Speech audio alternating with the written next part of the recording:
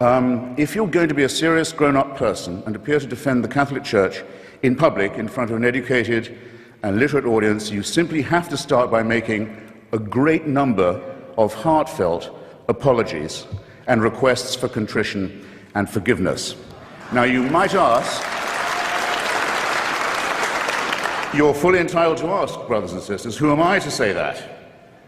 Well, in the Jubilee Millennium year of 2000, the Vatican spokesman, Bishop Piero Marini, said, explaining a whole sermon of apology given by His Holiness the Pope, that was supposed to cover the entire history of the Church in its Jubilee year, that, I'll quote Bishop Marini directly, said, "Given the number of sins we've committed in the course of 20 centuries, reference to them must necessarily be rather summary." Well, I think Bishop Marini had that just about right. I'll have to be summary too, but I think he said just about the least of it.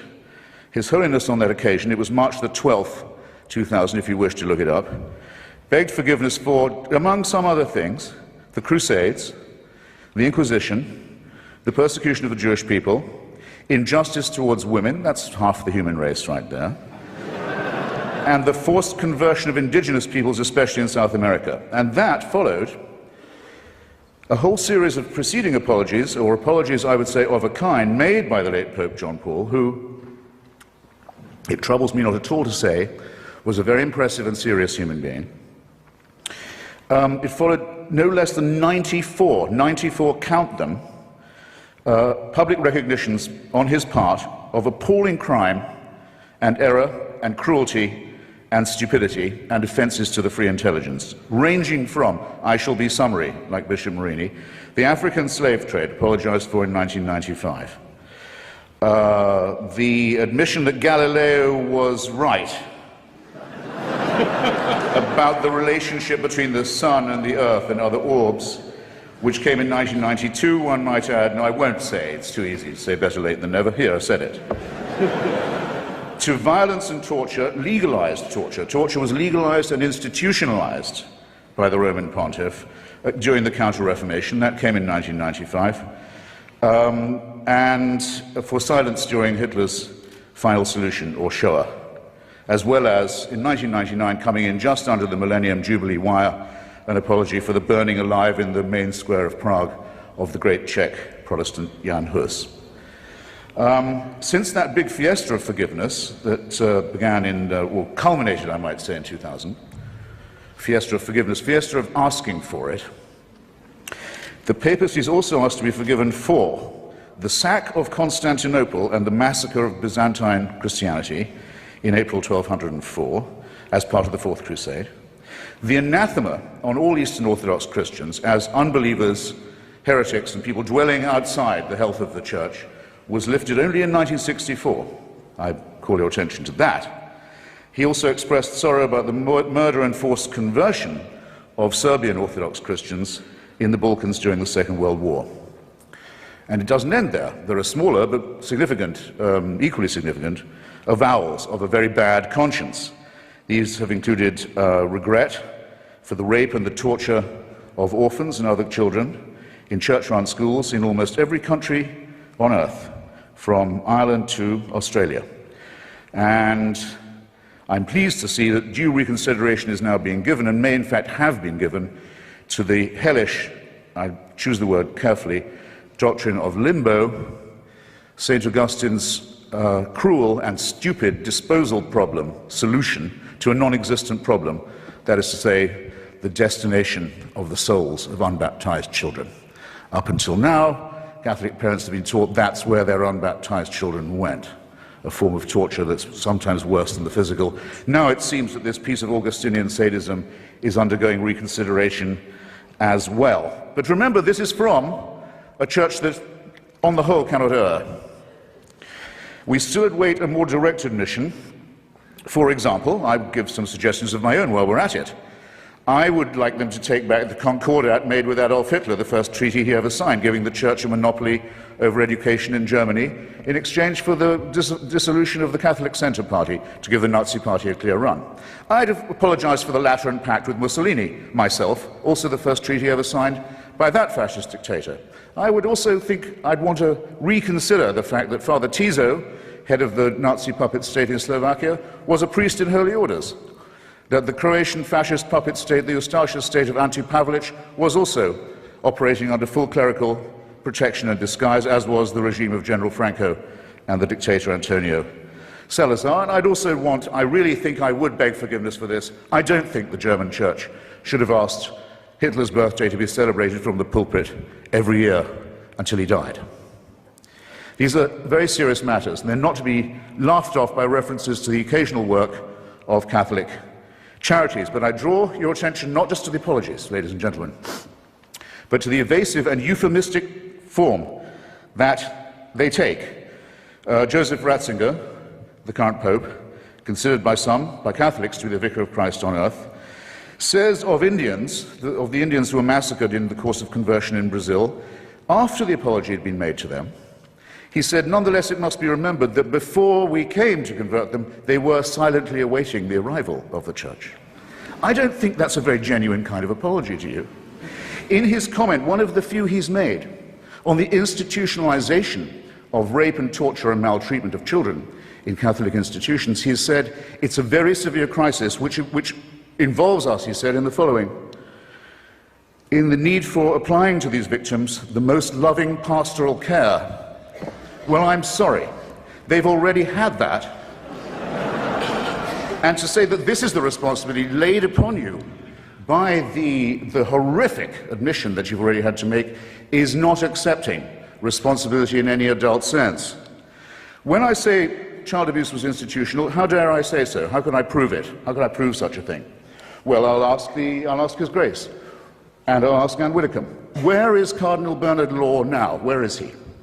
Where is the Cardinal Archbishop of Boston, whose resignation was indignantly demanded, finally, by 50 members of the Church and by the whole laity of Massachusetts, who also demanded his prosecution for the promotion and protection and covering up and apology for and defense of people whose crimes against children are too revolting to specify.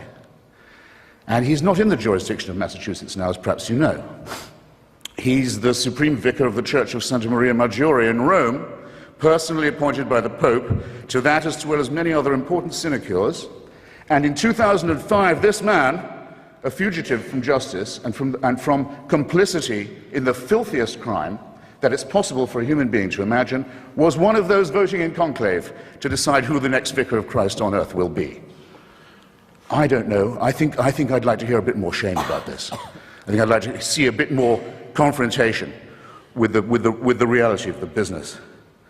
Now, but the rape and torture of children is not something to be relativized. It's not something to be excused as a few bad priests.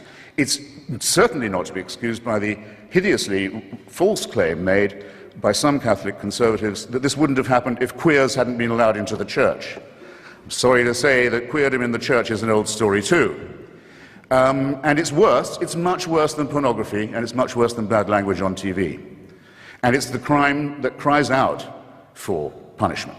It's the thing that if we were accused of on this side of the house, we would die rather than admit. And if we were guilty of it, would kill ourselves. And it's the one thing the Church has decided to excuse itself for under this papacy. The same euphemism comes in the term some Christians that is used in all the apologies about the Crusades, the Inquisitions, the anti-Semitic pogroms, and all the rest of it. It says some Christians fell into error. Some Christians allowed themselves to be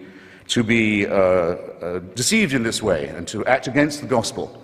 Well, anti-Semitism was preached as an official doctrine of the Church until 1964. Do you think that might have something to do with public opinion in Austria and Bavaria and Poland and Lithuania, that the Jewish people were accused collectively as a people of deicide, of the crime of the murder of God in the figure of Jesus of Nazareth? And that anathema on them was not lifted until 64, well after the perpetrators of the Holocaust had stood trial in secular courts and been rightly punished for their actions. How can this Church say it has any moral superiority? It has difficulty catching up to what ordinary people regard as common moral and ethical sense, and it still can't make itself apologize properly, and I'll tell you why. Because, and I'll quote again from the encyclicals, It is said of the Crusades, of the complicity with the Holocaust, of the political and diplomatic alliance with fascism, of all of these things, it is said, well, violence was committed, but I'll stress this, I'll underline it, I'll quote directly, in the service of the truth. So how is an apology possible? How is any understanding or undertaking or firm purpose of amendment to be allowed when the original sin, so to say, the radix malorum, the fons et origo, the problem in the first place, is the belief on the part of this church that it does possess a truth that we don't have, and it does have a God-given right, a warrant, a mandate of heaven to tell other people what to do, not just in their public, but in their private lives. And until that is changed, till that fantastic and sinister and non-founded claim is changed, these crimes will go on repeating themselves, being partially denied, partially admitted when it's too late to do anything else, and covered up. And the church has always stood and still stands against it. Now, in the little time remaining to me, I'll just propose a few more apologies that we might hope to hear in the immediate future, because there'll come a time when the church will issue apologies and explanations and half-baked appeals for forgiveness for things it's still doing.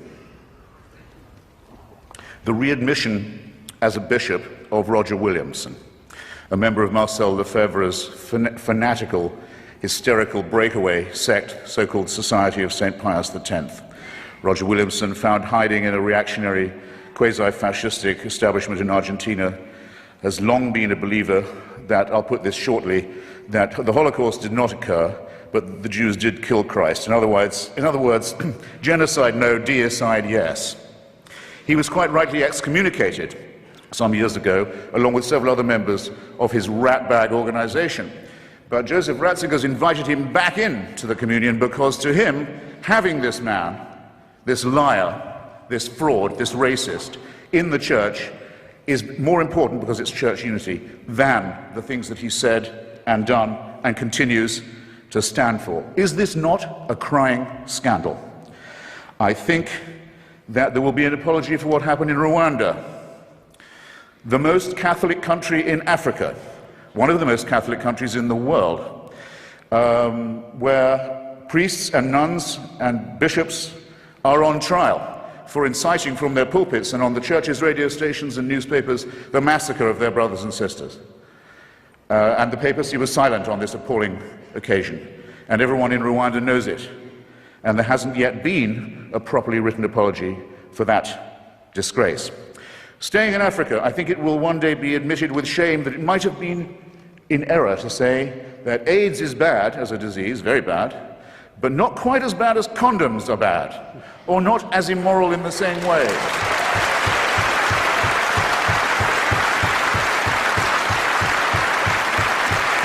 I say it in the presence of His grace, and I say it to His face. The preachings of His church are responsible for the death and suffering and misery of millions of His brother and sister Africans, and He should apologize for it. He should show some shame.